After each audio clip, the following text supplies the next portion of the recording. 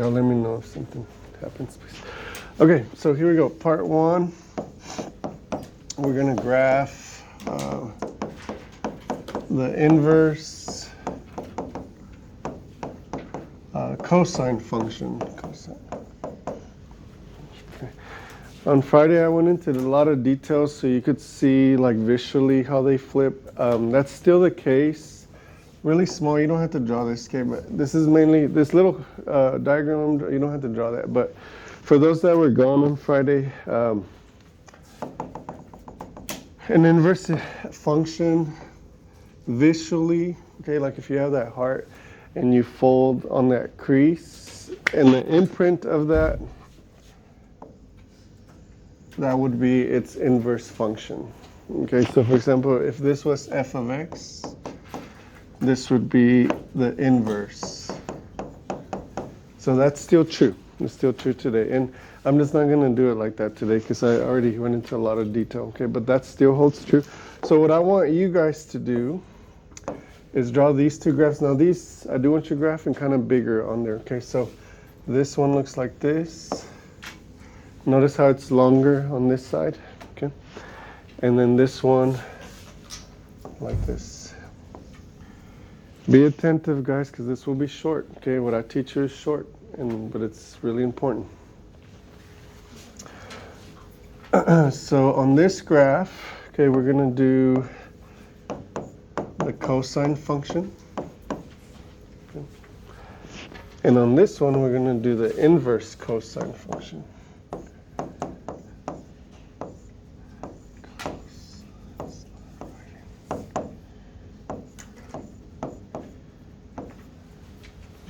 Inverse cosine. Okay, so that little -1 means inverse. Okay.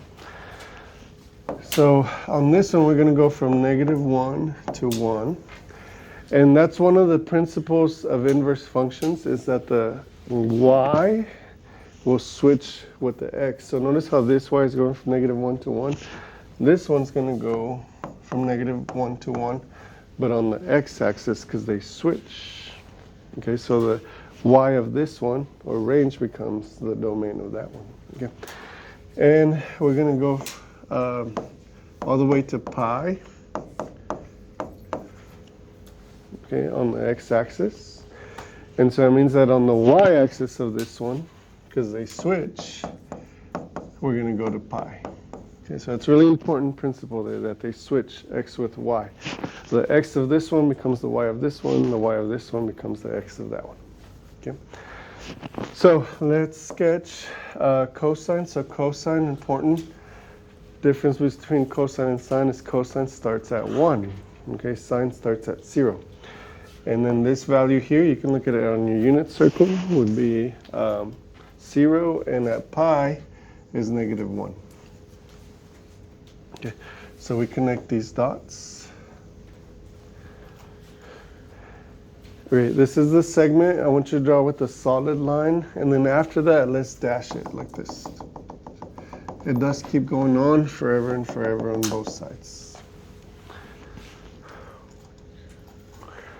So the cosine function, as I've shown you before, it goes on forever and forever and forever. Okay. Now, something I missed on Friday, guys, that I want to go into more detail today is, you guys heard of the vertical line test. We talked about it the other day. That's how you can tell if something's a function or not. But we can also use, and this I haven't talked about, okay, this right here, we can call it the horizontal line test.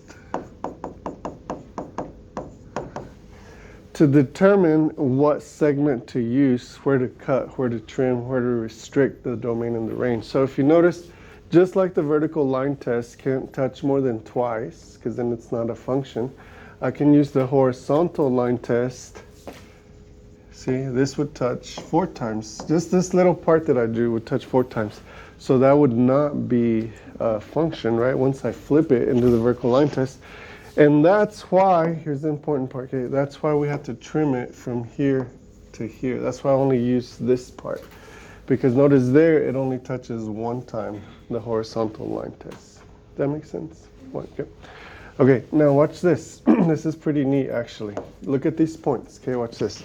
This point right here is located at 0, 1. Everybody agree? Let's switch that. Instead of 0, 1, let's do 1, 0. 1, 0.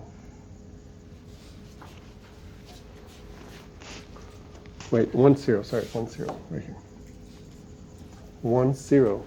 It's the same point, but flipped. Okay? Instead of using, so this location would be pi over 2, 0. Let's flip that. Okay? So 0, pi over 2. Okay. This location is pi, negative 1. Let's do negative 1 pi. Negative 1 pi. You notice all the points are just switching, x with y, they just switch. And this, ladies and gentlemen, right here, is the inverse cosine function. Okay, it's just that little segment right here. And again, we have to trim it because the rest of it, if I do any more, if I do this part, it would not be a function. If I do this part, it would not be a function. Does that make sense, guys, so far? Yes?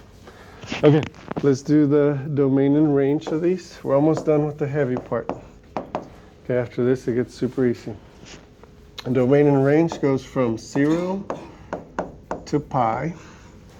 That's the part I restricted, right? I cut, I trim. I'm only going to use that little spot of the cosine function. And then the range would be from negative 1 to 1, which that's the original one. I didn't have to restrict that one. Cosine does go from negative 1 to 1 always. And then let's do the domain and range of the inverse. So the domain of this inverse cosine is negative 1 to 1. And the range would be from 0 to pi. Do you guys notice the pattern between, this is important again, the domain and the range of this one and the domain and the range of this one? Notice they just, what do? They just switched. They just switched. The domain of this one becomes the range. This is really important, okay?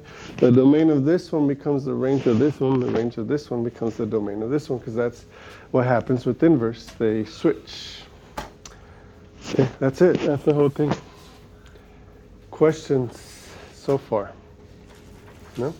Okay. Now we're going to get to the easy stuff, okay? But